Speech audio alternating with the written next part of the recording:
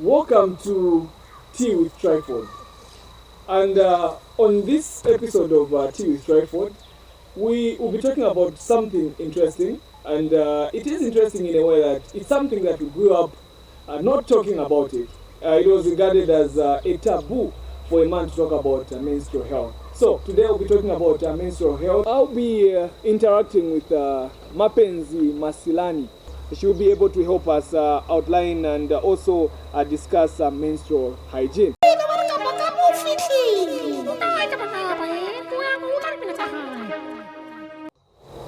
So welcome, as I earlier mentioned that I'll be interacting with Mapenzi Masilani as we'll be talking menstrual hygiene. So on the other side, welcome to this program. Thank you, TRYFORD. Yeah, you seem to be so serious. It's a serious issue. Yeah, it's a serious issue, but maybe just to get the ball rolling, maybe you are a member of at the moment I would say growing up in Choma is one of the biggest platforms that we have so far in the province. On as far as Facebook is concerned, maybe you can just tell us more about it. What is it all about? What is growing up in Choma all about? Okay, so Growing Up in Choma is a networking platform that is found mostly on Facebook. Yeah. It, as you said, the biggest online networking platform in Choma currently, with a membership of about 87,000 followers.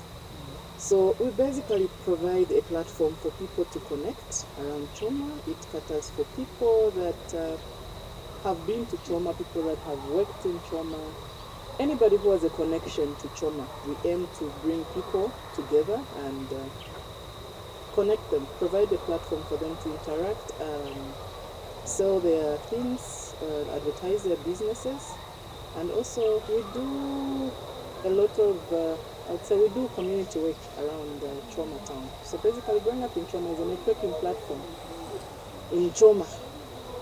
Alright, and if at all you haven't liked the page on Facebook or group as per se, you can just search for Growing Up in Choma and don't forget to like and share to as many people as you can. So today we seated here talking about something that was a taboo to be talked about, menstrual hygiene. So basically in simpler terms, how would you describe or define menstrual hygiene?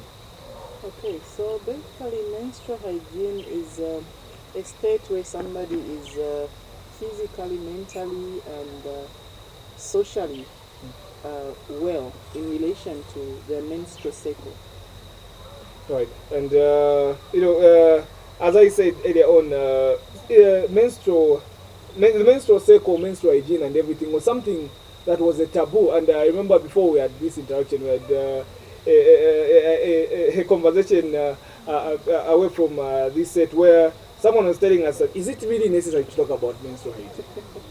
So is it really necessary to be for menstrual hygiene to be talked about in public? It is necessary for us to be talking about menstrual hygiene because this is something that it's a natural thing, but it's something that we have because we have regarded it as a taboo. It's not talked about. But it happens. Can you imagine that the world has about 7-something billion people, and half of those people are women? So this is a natural process that women go through every month. And why shouldn't it be talked about? If I cut myself here, you're going to say, oh, you've cut yourself here, you're bleeding. But if you see I have messed myself, you're going to try to find another woman to inform me that I have messed myself and things like that. Why should I be embarrassed about menstruation when every woman that is of age is going through it? Why should it be an embarrassing thing? So it's something that we should talk about. It's something that we should talk about because it will help our girls. A number of children are missing school because they don't have access to proper menstrual hygiene utensils, things that they can use during their menses. A number of children miss school because they're embarrassed about menses. That's more reason why we need to talk about them. And due to the same issue that has got to do with cultural aspect and everything, it has come with a lot of myths around menstrual hygiene. So we have a lot of myths that are going around as far as menstrual hygiene is concerned. So I'll be able to share some of the myths that I've come across, and you'll be able also to share some of the myths that you've heard in as far as menstrual hygiene is concerned. So I'll start with one interesting one that probably got me cracking as I found out about it.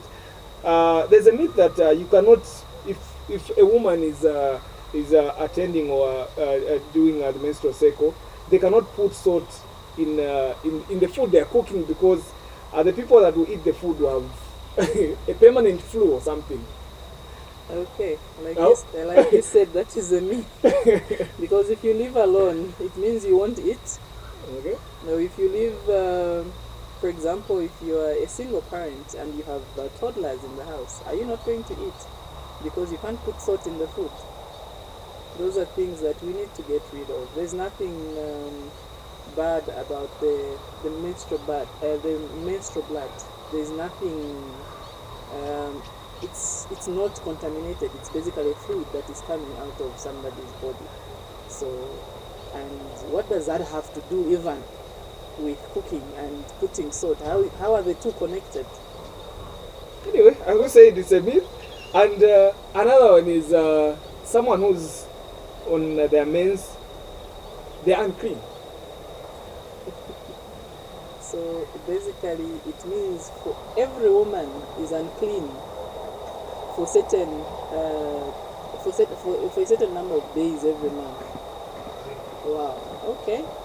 And so does it mean we should stop working? What's unclean in terms of what first? Anyway, it's a myth that I've just got to find out. So those are the two myths that I came across. So as a woman, what are some of the myths that you've heard or maybe probably come across as in your day-to-day life? Okay, apart from the one of putting salt where I cannot put salt because I'm on my menses, but you allow me to do everything else despite me being on my menses. The other myth I heard today while I was at the saloon was that some women do not take Holy Communion during that time of the month because you are unclean. I'm not too sure what taking Holy Communion has to do with being on your menses while you're doing everything else while you're on your menses. I'm surprised too. Okay, this is interesting. Huh? So these four myths and everything we've talked about, in what way do you think they somehow affect women out there in our society? Because there are some who would take these myths as a gospel truth.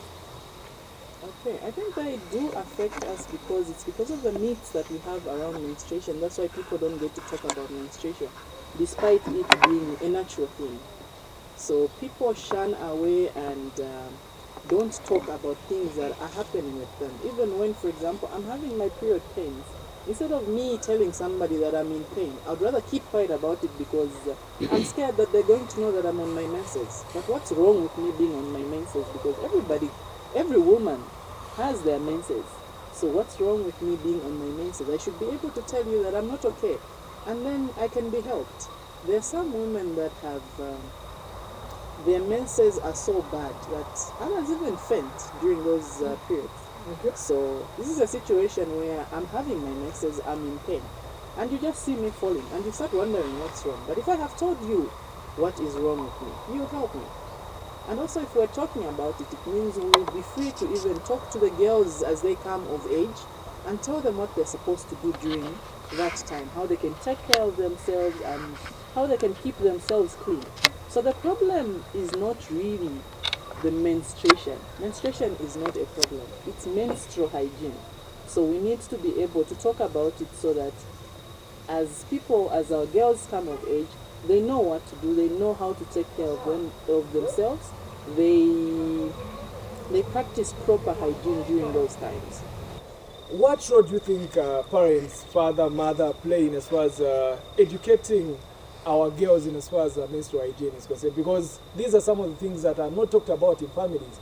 So what role do you think parents play in as far as breaking the myths and communicating to their girl child in as far as menstrual hygiene is concerned? As parents, we need to be able to talk to our children the same way we are talking to them about different things. Nowadays, parents are able to talk to their children about sex, because if I don't educate my child, who is going to educate my child for me? So let's not leave this to other people to do it. Let's be able to sensitize our girls so that they take proper care of themselves when they are having their menses, and so that they know that it's normal, and every woman goes through that. It's a normal process, and they shouldn't be embarrassed about it. There's this campaign that I've seen going around as far as social media is concerned, where some women are campaigning that the way men are getting condoms for free, also menstrual pads should be given out to girls for free. Do you think it's something that is attainable? I think as long as there is political will, it's something that can be done. The fact that we're able to distribute other things for free, pads should also be free. Why should they be sold when this is a natural process that most women have to, not most, in fact, all women have to go through. So they should be free as long as the political will, and each one of us takes it upon themselves that menstrual hygiene is important. It's something that we can do. All right, and maybe as we draw to a close, unless if there is any word that you'd love to tell that girl child that is watching us at this particular time, who is probably scared of going to school because they've started their menstrual cycle right now, and they feel embarrassed to go out in the open. They just want to be home and probably miss out on education. Okay, I would like that girl child to know that menstruation is something that every woman goes through. Even I go through that. Every man, I go through that. So they don't need to be embarrassed about it. All they need to do is to practice proper hygiene during that time, and they'll be safe and they'll be okay, and they can do anything that they want. People can even exercise. You can exercise during that time. You can even swim as long as you take care of yourself properly. All right, and thank you so much for accepting to to make an appearance on this program. You're welcome. All right, and if you are watching this for the first time on our YouTube channel, don't forget to subscribe and don't forget to share. And of course, as it has already been said, you can go and have your Holy Communion at church. It's not. It's something that is allowed. Yeah. And so, you can put salt. Yeah, you can put salt in the food. What else? And you are not unclean. You are definitely clean as long as you keep yourself clean. So until next time, about.